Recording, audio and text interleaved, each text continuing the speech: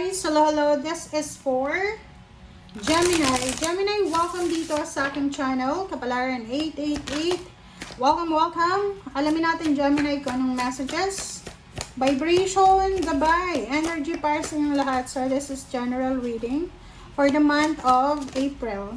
Okay, second card. First card is 3 of Wands, next is Page of Wands. Wow! Ang ganda. Okay. Ang galing. Ang ganda guys. So, yung first 3 cards mo dito, Gemini, ang sinasabi ng bara sa'yo na meron kang hinihintay. So, it's either you are waiting for another 3 years, 3 months, or you're waiting for announcement, confirmation, for a letter, for a chat, for a communication. Or you're waiting for parang fruition. So, sinasabi ng bara, huwag kang mag-alala. Okay? Huwag kang mag-alala kasi parating na siya. Incoming na siya, ha? Sinasabi ng bara sa'yo na maybe this April, hindi pa siya darating, but incoming na siya. Mabilis. So, sinasabi ng bara sa'yo, brace yourself. Ihanda mo yung sarili mo. Prepare your body, physical, mental, spiritual. Kasi, pwede kang ma-overwhelm dito. 'Di ba? Yung ini-expect mo, you're waiting for this one. You're waiting for, like for example, success. Pero, huge and enormous na blessing ang ibibigay sa'yo. Mas malaki pa sa hinihintay mo. Yun yung sabi sa'yo dito. So, sinasabi ng baraha, kung nasa waiting time ka ngayon, Gemini, like for example, you're waiting for a promotion, for payments, payouts, or waiting for your visa or passport for the flight or whatever, sinasabi ng baraha, be patient. Kasi darating yan. Darating siya sa mga panahon na talagang timing talaga siya. Okay? So, let's check. Ano pa ba? Oops. Alright. So, next card natin is 10 of Wands. So, pwedeng yung iba sa inyo dyan is pagod na kayo sa paghihintay. So, you are tired, you're exhausted sa paghihintay. Yung parang feeling mo, kasi pag naghihintay tayo, parang, di ba, pakiramdam natin, ang tagal-tagal ng paghihintay. So, dito sa baraha mo, sinasabi na, you are super responsible naman eh. 'Di ba? So, kung alam mo sa sarili mo na napakasipag mo, alam mo sa sarili mo na dedicated ka, wala kang dapat na ipag-alala sa kung ano yung mangyayari sa susunod. Okay? Yung iba sa inyo dyan, ngayong April, ay you are super busy. Busy ka sa trabaho, busy ka sa obligations mo, or busy ka sa kung ano man yan na pinagkakaabalahan mo. Okay? So, this one is a confirmation. So, it's confirmed. Sinasabi ng baraha sa'yo dito na Gemini, tingnan mo yung baraha mo. Sabi ng baraha sa'yo dito na ihanda mo yung sarili mo, ihanda mo, i-prepare mo talaga yung sarili mo kasi baka mabigla ka dito eh. Isang napaka-exciting, ganda, exciting na balita ang posibleng darating sa'yo. So, this one is new job. Okay?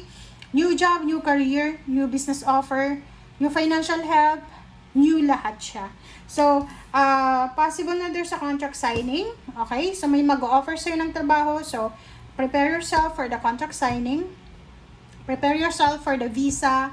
Prepare yourself for documents, papers, medicals, parang ganon. So, you need to prepare yourself. Yun yung message sa'yo ng baraha.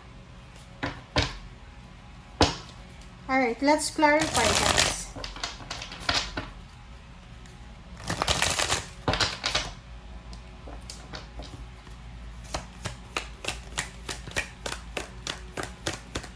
Okay, let's clarify for the 8 of Wands. Strength. O, di ba? Sabi sa'yo ng baraha dito na be confident. Kasi talagang yung balita na to na darating sa'yo, ay yan yung talagang para sa'yo. Pero mas malaki pa sa balita na hinihintay mo. What's about the future? Para sa, MJ! O, diba? Ang future mo daw, Gemini, ay change your life. So, isang napakabilis na revelation isang napakabilis na offers na pwedeng magdala sa'yo ng kalayaan. So, sinasabi ng baraha, whatever daw na opportunities na pwedeng ibigay sa'yo ng universe, tanggapin mo. Kasi yan yung magbabago or makakapagpabago ng buhay mo. Okay?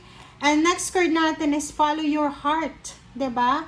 Queen of Raphael. Sinasabi ng baraha sa'yo na you need to parang prioritize your family, your emotion, your love life this month of April. Okay, and Page of Gabriel for the Three of Wands. Oh, 'di ba? So, ano man tong hinihintay mo, Gemini, be ready talaga. Ihanda mo yung sarili mo kasi sobrang exciting ng opportunities na to. Okay? It's either travel, maybe like for example, you're looking for a job sa Pilipinas, tapos pang international pala yung i-offer sa'yo. Okay? So, let's check. Ace of Wands. Gentleman. Okay. So, yung iba sa inyo dyan, pwedeng exciting na love offer ang posibleng matanggap nyo, or financial help, or emotional help. Justice. Wow! Diba? Good news! Ang daming balita, ang daming magandang balita na darating sa'yo. Gemini, there's unexpected pregnancy. There's a baby coming. There's a contract signing. New love life. Meron ditong new source of emotional success.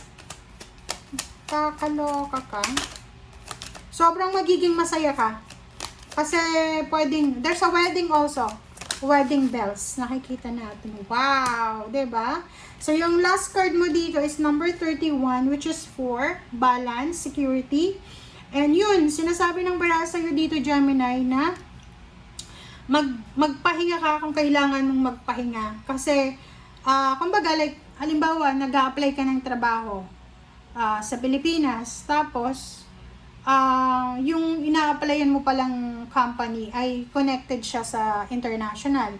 So, pwedeng akala mo sa Pilipinas ka nag-a-apply, and then you will receive a news na international pala, parang ganun. So, there's a news also of giving birth, pregnancy, wedding, visa, passport, contract signing, new house, new career, new location, new love life, new place of work, new place of residence. Ang daming kwento, maraming iba't ibang tao na may involved sa'yo. Maraming mga tao na may inspire sa iyo. Okay? Thank you guys. Bye!